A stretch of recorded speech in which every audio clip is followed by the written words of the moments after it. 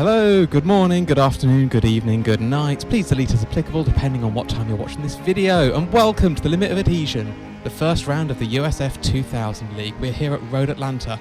My name is Mark. With me in the commentary box, I've got Steve. How you doing, Steve? I'm good, thank you, Mark. It's good to be here. Brilliant.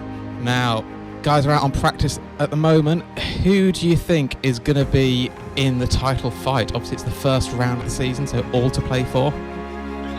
First round, I think it's probably going to be fine at the front. Certainly Ture, Dano and Merijn, definitely. Yeah, Ture and Merijn were fighting for the Formula 3 Championship last season, so they were both absolutely rapid. I think if Gareth can keep it going forwards, I think he's got a chance as well. Yeah, I know Gareth does a lot in the official races, so yeah, we'll see how we're doing. We've got Ture on pole with a 55.1, an absolutely rapid lap. We've got Jules, Gavin Kelly 2 tenths behind, and Merijn 2 tenths behind as well in third. Dano, Hammond in fourth, Erik, Piussi in fifth, Chris Forrester in sixth, Gareth Winslade in seventh, and I missed the last two people on the grid. So here we are then, we've got a rolling start. Road Atlanta is such a great course. It's fantastic. It really track. is. So much fun to drive. They're obviously doing the short track, so we're going to have super quick laps. And we should be lights out and away we go any minute now. And it looks like they're racing, almost going 3 wide into the first corner. I think for some reason there's been a false start there, Mark. Yep, they look like they're still under pace car conditions. Oh, but the timing screen's saying that we're underway, so not quite sure what's happened there. That's a very odd start to the race. But it really is, but Ture's managed to hold his lead, Ture Molarin, as he comes around the S's, and Merijn straight up there into second place. Even had a good start there. We did see Jules, Gavin Kelly going around the outside into turn one, but I don't think he made that stick. We've got Costa's obviously had a bit of a bad start. Oh, there we go. Oh, here we go. We've got the safety car back out again. What happened there? I think he's joined the race. Maybe, yeah. I'm Definitely not quite sure how there. Yeah. But oh well. Let's see what happens at the revised start then. That's it. Take 2. Exactly. Let's see if Ture can hold on to his lead again. Yeah. Right, the safety car has definitely gone into the pit lane this time. Yes. And we just wait for Ture to go, and he's gone. Looks like he's made a decent run. Now.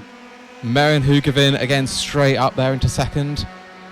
Kelly looks like he's going to try it around the outside, but nope, I think Hoogeveen's got that place. Molarin, meanwhile, just straight out into the lead. It looks like they've all got through the first series of corners as well, which is good.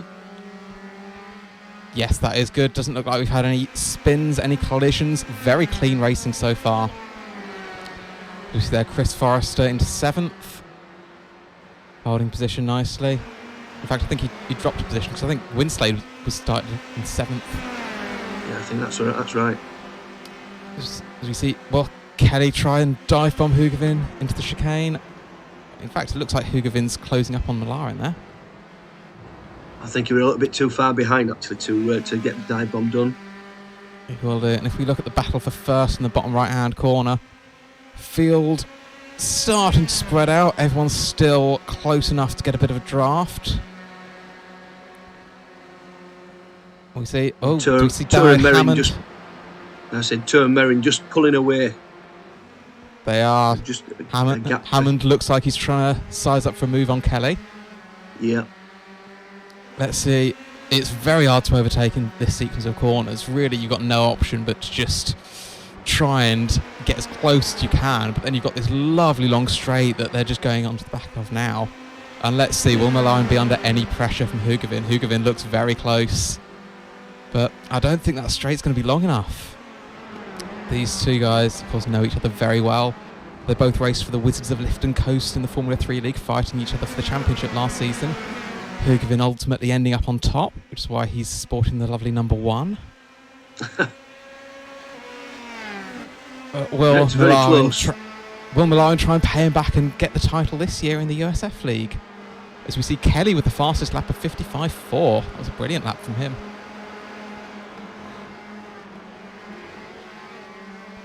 And back to the S's again. It's going to be so hard to overtake here.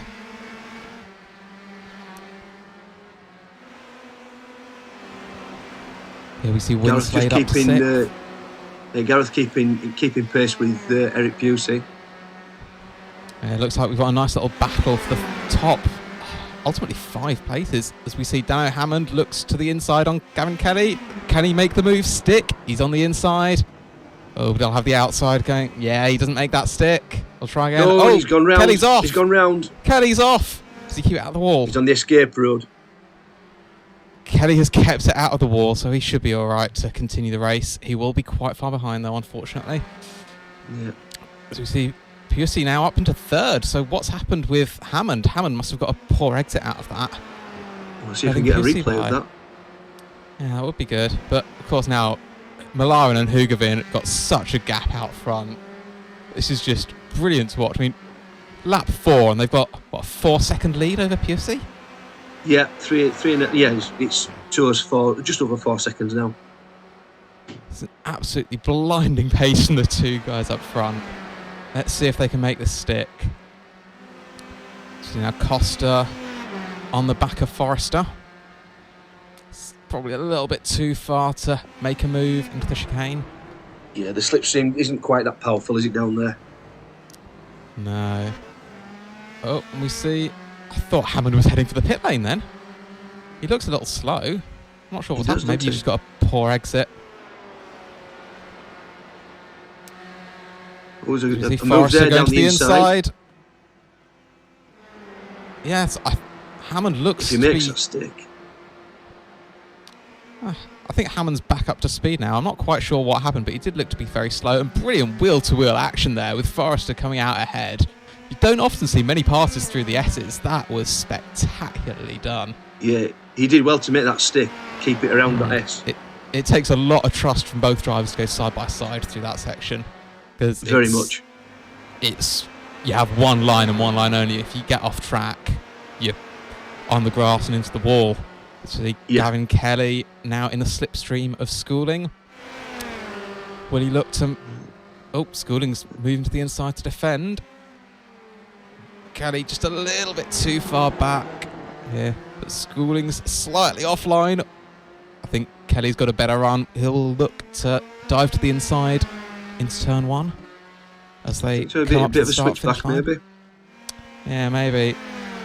But as we see, will Kelly dive to the inside? No, he won't. Just that little bit too far back. And he'll look to... he's on the inside. Flipping heck, what a move. Up the inside, just coming out of turn 1.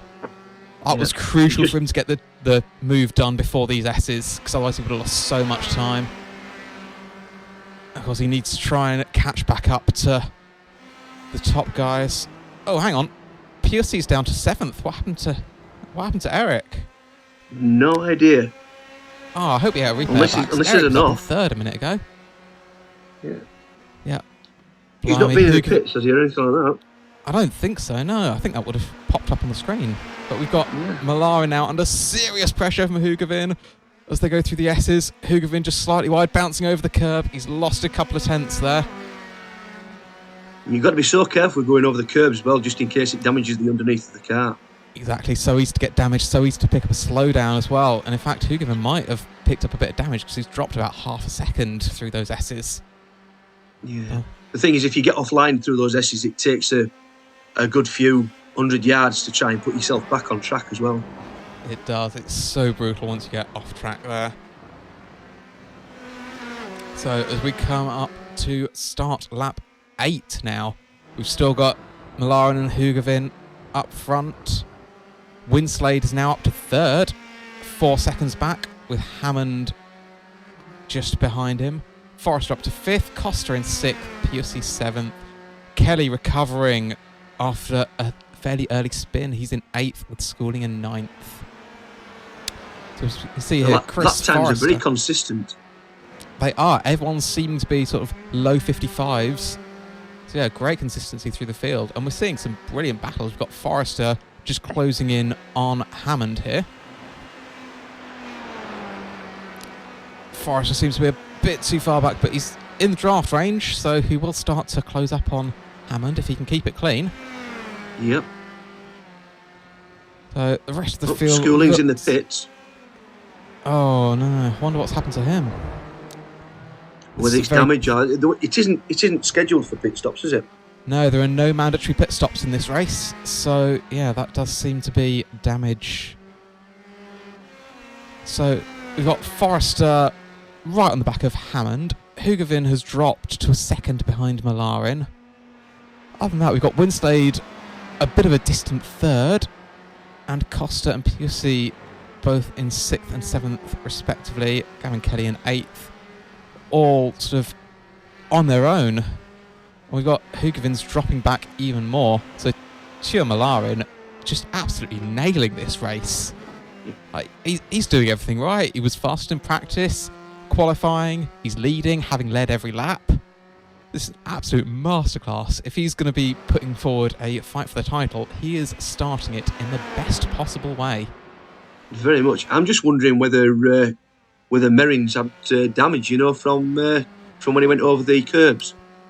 Quite possibly. I mean, just look at his lap times. He's done a 55.7. He dropped 7/10 on that lap alone.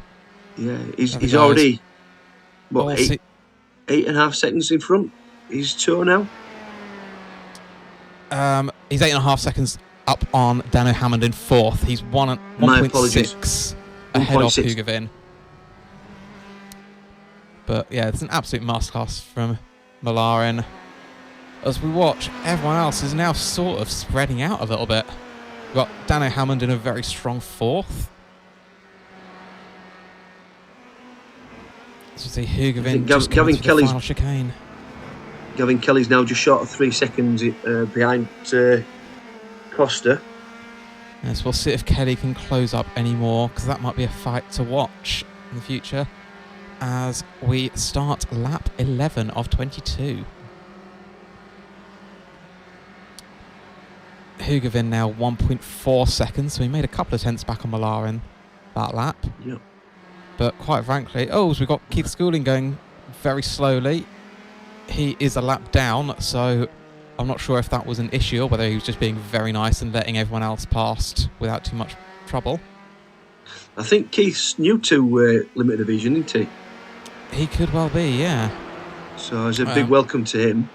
Yeah, I'm fairly sure he does quite a bit of oval driving as well. Ah, right. Yeah, that name sounds familiar from the oval side of things. As you see now, Forrester closing, getting ever closer to Dano Hammond. Yeah, within 2 seconds now. I raced Dano Hammond quite a few times during the Formula 3 League last season, and yeah, he's a quick guy. Yeah. So, I mean, as proven by the fact that he's running 4th in this race with some pretty decent lap times. So yeah, well done to him. And I'm not sure whether Molarin has made a mistake or something, but suddenly Hoogeveen's right on his tail. He's now just 6/10 back. Just shot. Yeah. Is now definitely within slipstream range. So I don't know whether Merijn's just taken a lap or two to cool down the tyres, sort of have a bit of a mental reset and try again. But he's now right on Molarin's tail. Probably not quite close enough to attempt the dive bomb into the chicane, but if he keeps this pace up, he will potentially have a look into turn 1. Because there aren't too many spots that you can overtake on the Road Atlanta short circuits. You've got turn 1, which isn't the slowest of corners, so it's very brave to get a move done there. But then you're straight into the S's. Just constant left, right. It's so hard to attempt to move into this section here that they're just driving through now, because as soon as you go, as you said, slightly offline, it just kills your rhythm completely.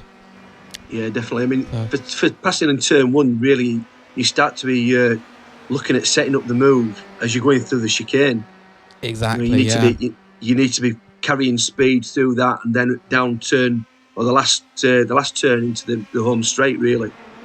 Let's see if Hoogeveen can do that now, because he's right on the back of Molarin, just 3/10 back. Has he got a good enough exit? They look very close. as Very they close. come Down around to the start 2/10. finish line. 2/10. Will we see Molarin defend?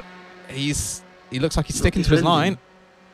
Just 1/10, and there we go. Look at that pace from Hoogeveen, a 54.5 to take the fastest lap of the race so far. Absolutely blinding pace. Well, it just proves his car's not damaged. No, although saying that, he did just clip the curb, and it just again knocked him slightly offline there.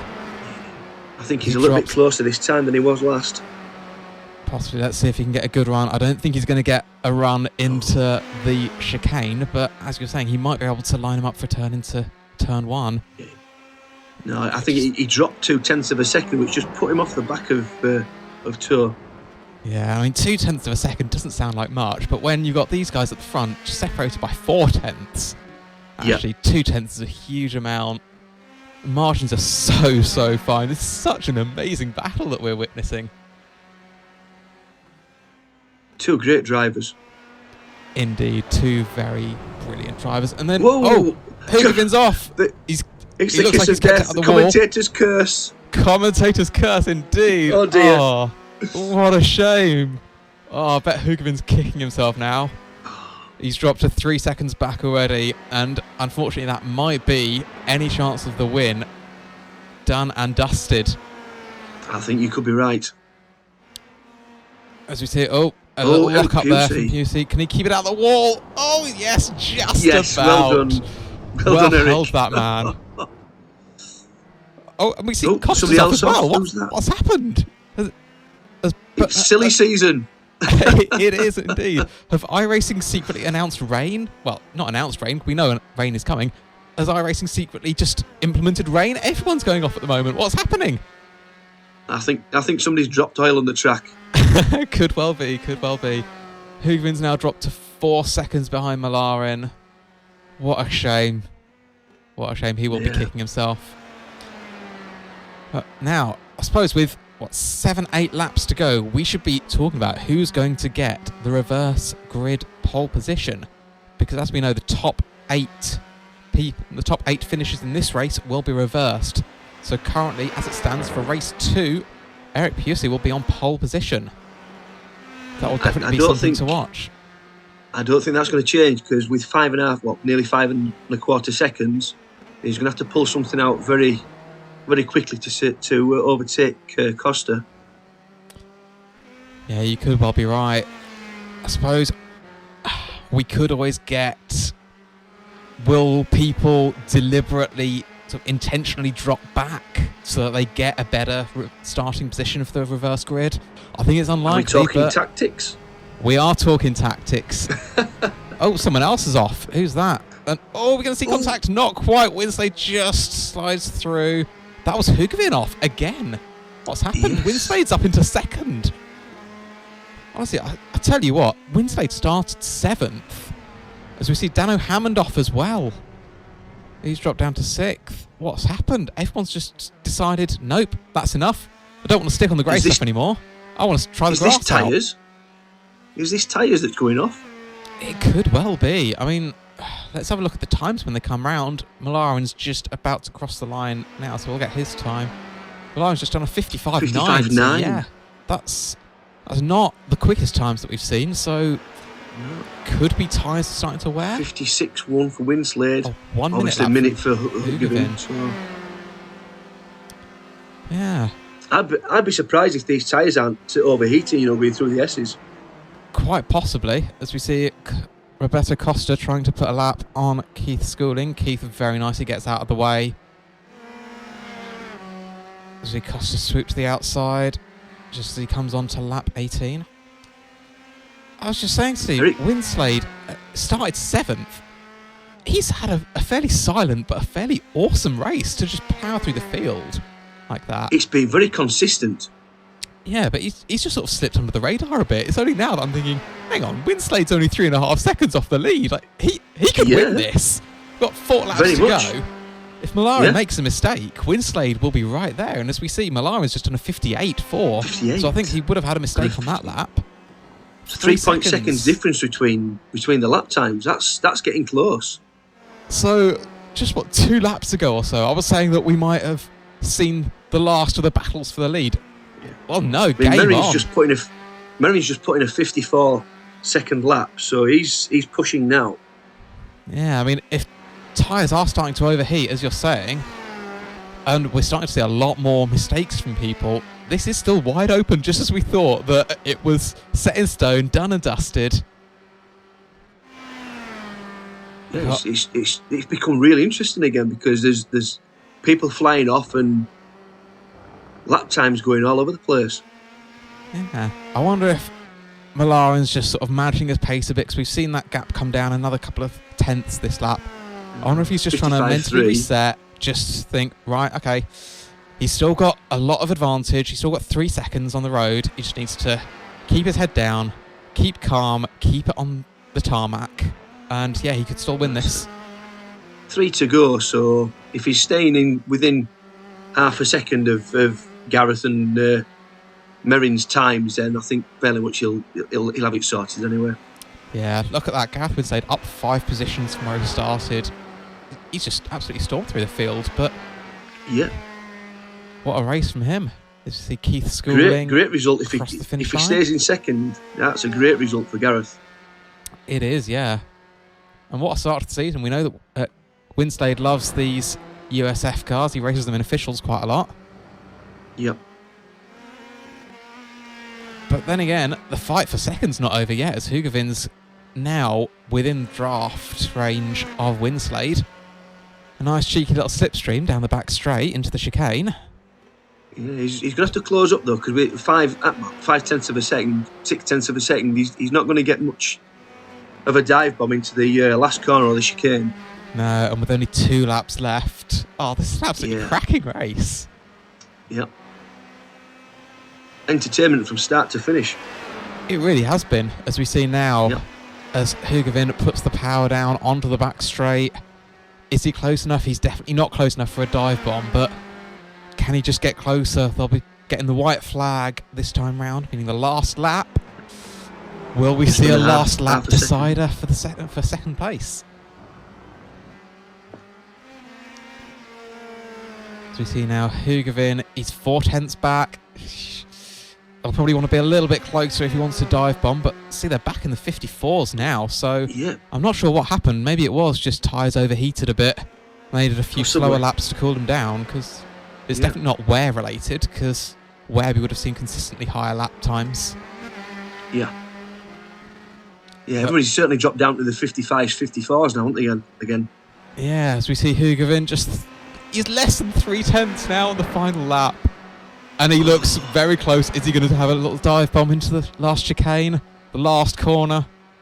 He's close. He might... Is he going to pop out and... I don't think he's got it. Down? He's not. He's going to be sensible. And it's not the longest run to the line, so will he get a good run out? I don't think it's going to be enough, as we see Ture Molarin takes the win on the first round, the USF League, and Winslade holds on for second. What a drive from him. Fantastic result for Gareth. Yeah. As we see Chris Forrester crossing the line in 4th. We've got Roberto Costa, looks like he's stationary on track. I'm not sure what's happened. Gavin Kelly crosses the line 5th. Dano Hammond comes down in 6th. Piussi's out. What's happened? Piussi's registered as out. Oh, so we've had Costa and Piussi, who I've not seen cross the finish line. Schooling, we know, is a lap down. Right, okay, let's recap. So we've got Ture Molarin won the first round of the USF2000 League at Road Atlanta Short from 5 seconds ahead of Gareth Winslade and Merijn Hoogeveen, rounding out the podium. So now we've got the top 8 reversed for round 2. So we'll see Erik Piussi on pole for round 2, followed by Roberto Costa in second. So this will be an interesting race. Very much with Ture and Gareth and Merijn coming through the fields from the back. Yes, so we've seen Ture Molarin an absolute masterclass in the first round with pole position, won the race, led every lap. We will see now what's going to happen. Are we going to have another weird first lap? Yes, we are. The safety car is still out. So yeah, not yet underway. No. Which is probably a good thing, because having said that, Erik Piussi was off like a scolded cat. He was indeed. Let's see if he can replicate that for the actual race start. Because, yeah, with those fast guys coming in from the back, He must have thought all his Christmases had come at once then. Exactly. So we've seen Molarin have such an amazing first race. He's shown that he has the pace. Now, will he be able to fight the way through the field to take win number 2? Just he's still under pace car conditions as we come onto the back straight now. Everyone will want to get a bit of heat in their tyres.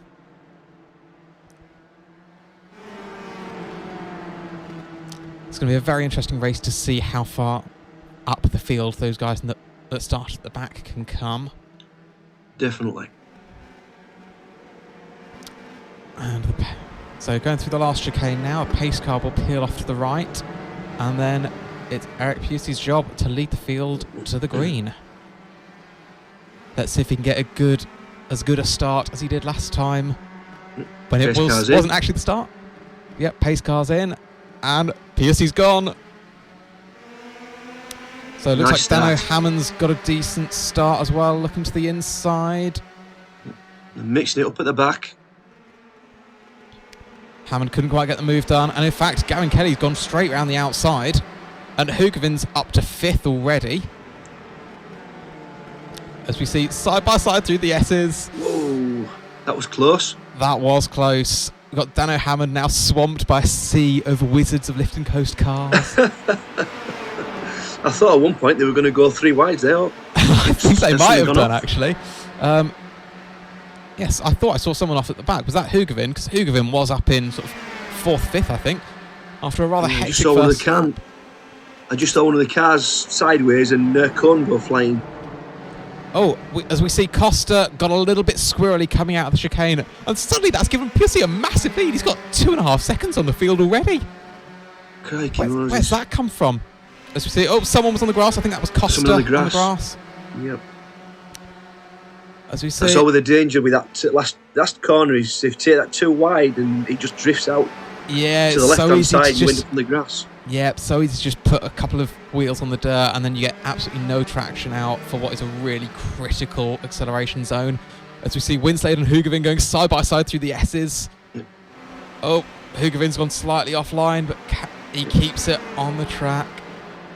Molarin's straight up to 4th place. I know. I hope we get a replay of his start, because what an epic first couple of laps he's had. He's certainly shown that he can blast through the field quickly. Oh no, he locks up slightly. And I think he's going off. Through the grass now. He's kept it out the wall. He's kept it on the tarmac, for now at least. As we see. Is that a slowdown through there? It may well be a slowdown, yeah. Yep, in fact, there we go. He's pulling over to the side, serving the slowdown. Yep. So that will let Winslade through. I don't think it let Hoogeveen through, though. So he'll be pleased about that. Yep. Gavin Kelly in second now. Just over 2 seconds behind Erik Piussi. And here we see an onboard shot with Gavin Kelly, just how inch perfect you need to be going through those S's. And then all of this zone just completely flat out. It's a wonderful view in that cockpit, isn't it? It really is. As we see, so this is Hammond on the back of Kelly. 4 tenths behind. Tell you what, Piussi's just checked out at the front. He's got a 2-second lead. Tell you what, if he can just keep a calm, cool head. Okay, yep, he's dropping a couple of tenths or so to the guys behind, but you know what, with a 2-second lead, he can afford to drop a couple of tenths here and there. Yep, Gareth Winslade with the fastest lap at the moment. Exactly. 55.1, I think that one. And he's about to start battling with Hammond, it looks like. So that might slow both of them up and give Piussi an even bigger lead than he's already got. As we see Molarin right on the back of Winslade. Hoogeveen not too far behind them. As we see Winslade's gone a little bit wide, coming onto the back straight. We see Molarin now just 3/10 behind. He's not close enough to try a dive bomb, but you never know. We'll set him up for turn 1. We'll try again next lap. Once again, these cars, when they get close to each other, they follow so beautifully. They you know, in the slipstream, really what have you, it's just see, setting people up. We've got Dano Hammond going to the inside. Will he get the move done? Kelly's leaving him room. No, Hammond doesn't quite get the move done there. It's very brave to attempt to move into turn 1. It's such a quick corner. You always risk understeering into the car on the outside of you, don't you? Exactly, yeah, and you risk the car on the outside drifting wide, getting into the grass, as we saw a couple of times in the previous race. Molarin now right on the back of Winslade. Can he do anything into the chicane? He's going down the inside, I should think. He's going to the inside, yeah. I think Winslade might have to give that one up. As we see Molarin. He's got that. Oh, no, he hasn't. No, Gareth kept it. Winslade keeping it around the outside. I have no idea how he did that. But Molarin's got the slipstream. He pulls out to the inside. I don't think he's got enough of a run, though. He's giving up for this lap. He'll try again into the chicane.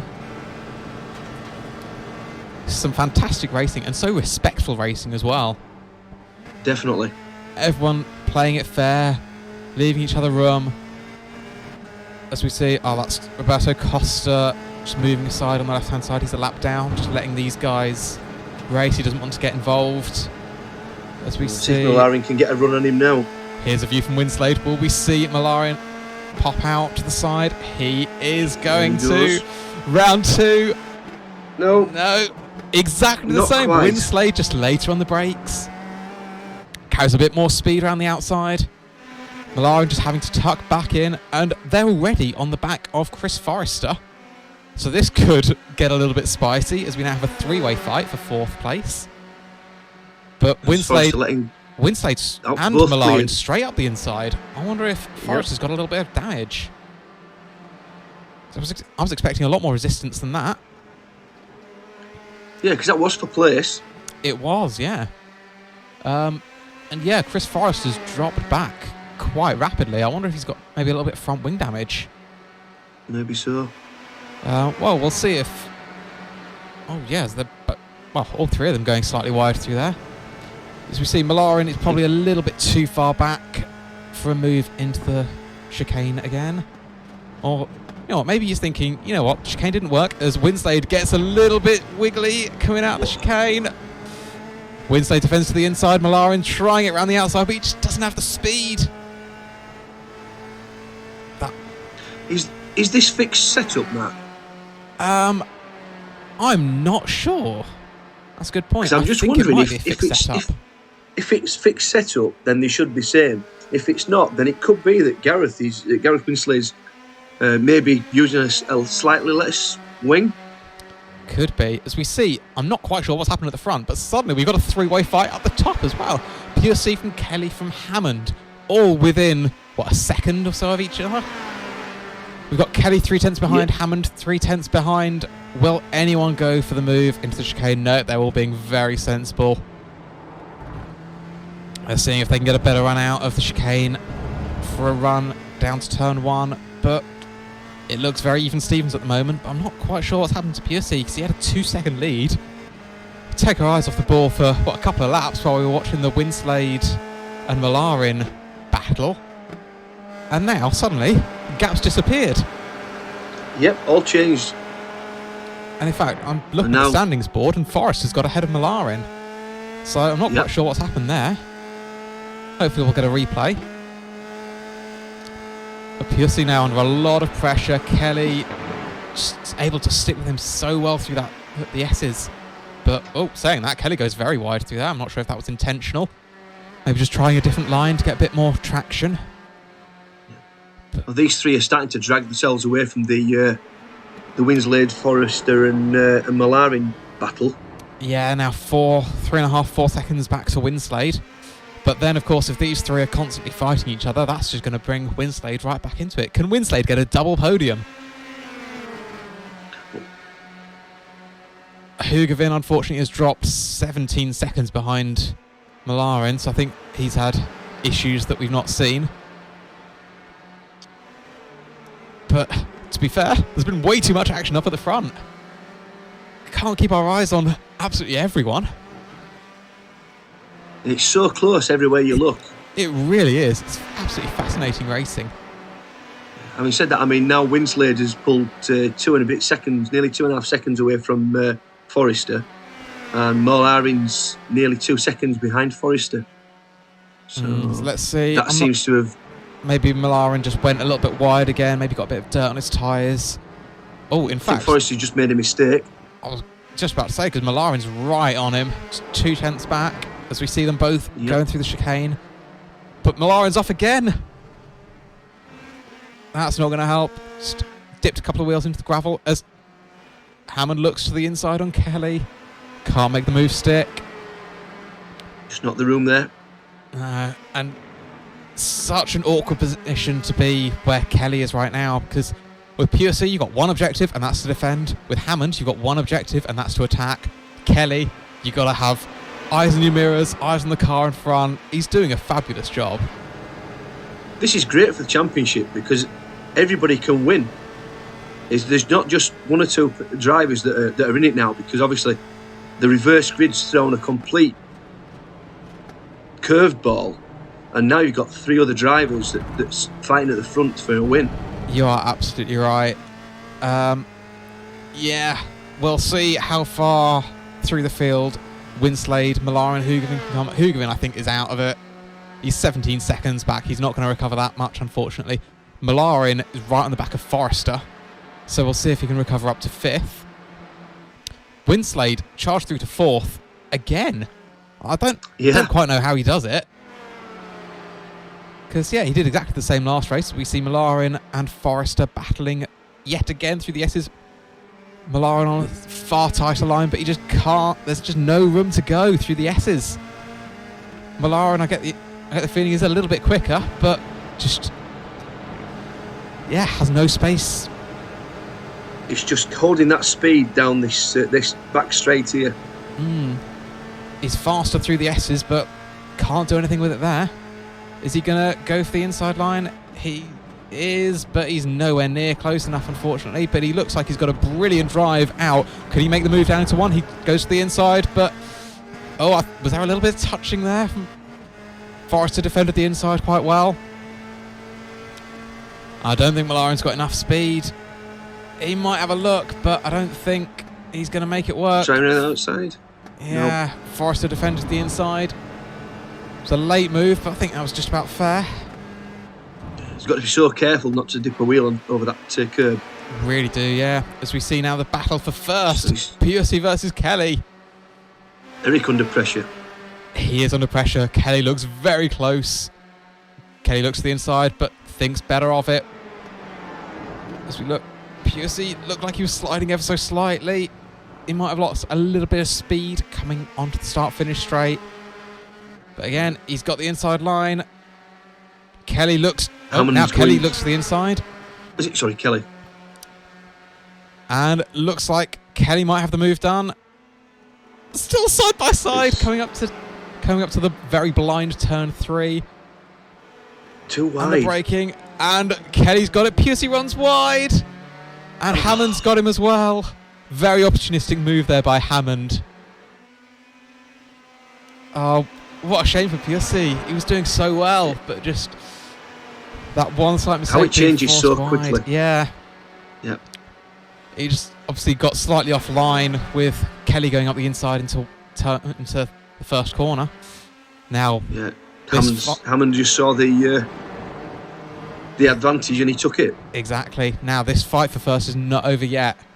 Kelly was hoping that he'd be able to get the move done and then run away to the victory, but Hammond got straight through and is sticking with him.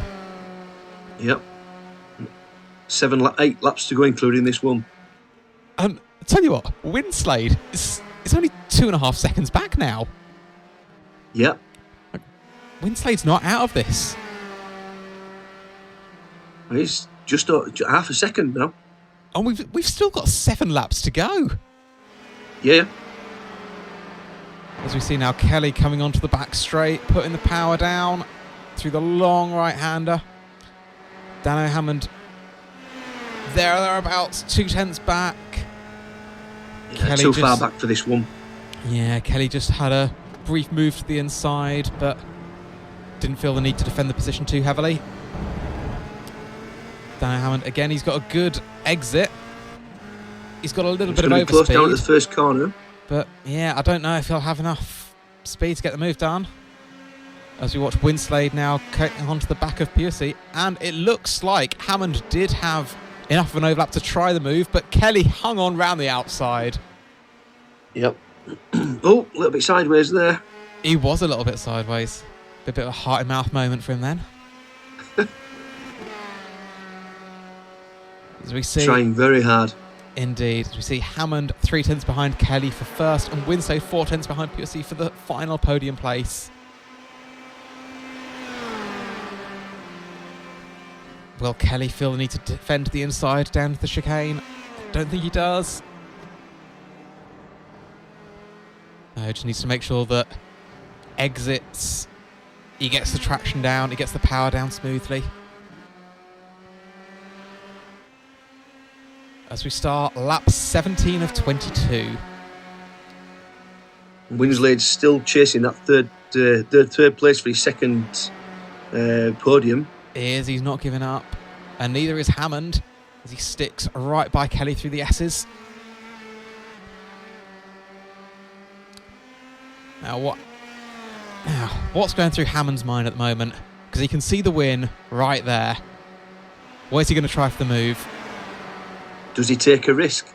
Does he take a risk indeed? It's the first round of the season. So, championship and far from over. It's still all up in the air. Any one of these guys could win the championship. And to be honest, going on pace, any one of the top sort of 6 or 7 or so in the race at the moment have shown like they're right up there in terms of pace. It'll just be very much who can be in the right place at the right time, putting together some consistent finishes. I mean, Kelly with his fastest lap of the race. Indeed, the 54.8 there. See Dano Hammond. Oh, I think Dano made a slight mistake there. Kelly got a very good exit. Just opening up the gap very slightly. Winslade can't break that half a second.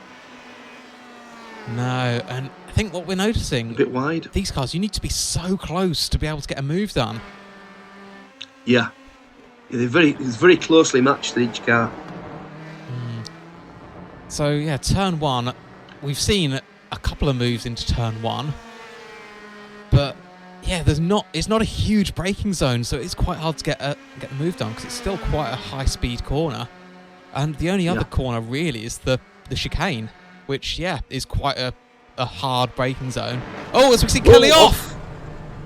As he kept it out of the wall, Hammond through into the lead. Kelly, he's off again. Is that going to put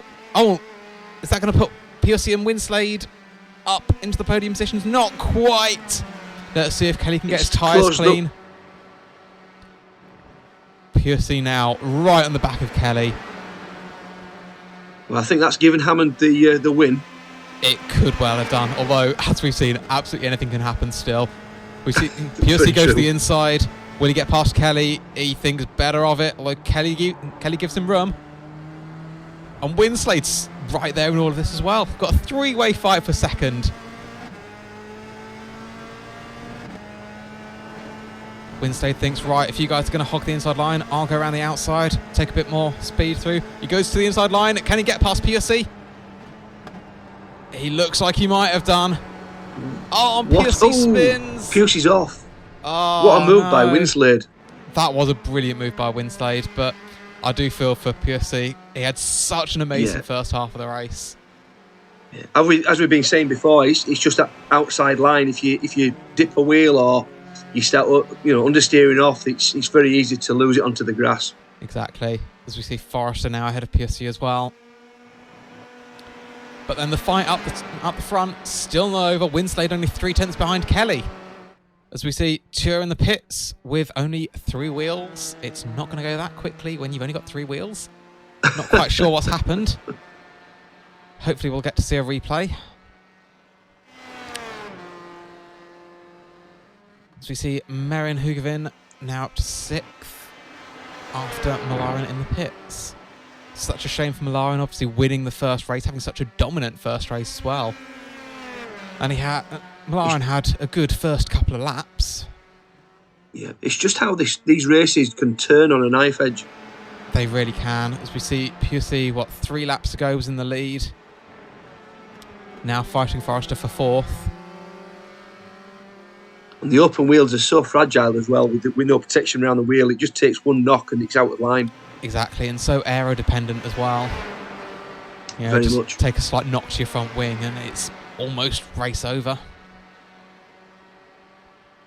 As we see now, we go back to the battle for second place. Winslade versus Kelly.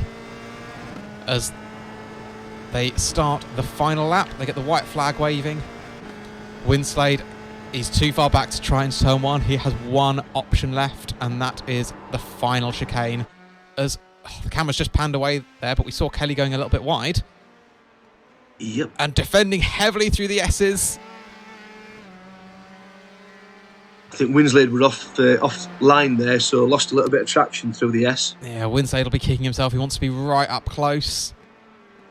Going into the final down to chicane. 8/10. Yeah, I think that might be it for second and third. But Piussi still has a chance to get Chris Forrester for 4th. Just one crucial traction zone. And Piussi looks to be a little too far back. As we see Dano Hammond win the second heat of the first round of the USF League, followed by Gavin Kelly and Gareth Winslade. A double podium for him. What a run. Then Chris Forrester hangs on to 4th place from Erik Piussi in 5th. Yeah, you really have to feel sorry for Erik. A race that's just completely turned on its head for him. Yeah, I mean, grand scheme of things, 5th is still a brilliant result for the championship. So, yeah, one bad race as we see Hoogeveen lapping Keith Schooling as they both cross the line. So yeah, a bit unfortunate for Piussi, but still good points. Like, the championship's certainly not over. No. Okay, to be honest, it wasn't even a bad round from Piussi. He had a brilliant first half of the race. Lost a few positions, but yeah, still 5th's a good result in the grand scheme of things. But yeah, brilliant wins for Hammond and Molarin in the first race. The championship's certainly alive, and it's great to see such close racing. It was absolutely fantastic racing as we see donuts from Hammond celebrating his victory. Fantastic. He had a sort of a bit of an anonymous first half of the second heat, but yeah, it was just there towards the end when it counted. Yep. Yeah, that's what you got to be. You just got to take your chances as they're presented to you. As we see there, the results for the second heat in the first round. So, thank you very much for watching, guys. If you would like to get involved and race with us, please join our Discord or have a look at our website. We race every Sunday, and it will be absolutely great to have as many of you as possible racing with us in the future. And as a finish from me, I'd just like to wish everybody that's doing the Daytona 24 in the LoA, Limited Adhesion, best of luck and safe racing. Thank you very much, Steve. And thank you very much, you guys at home, for tuning in. This has been the Limited Edition at USF2000 Round 1. Thanks, guys. See you later.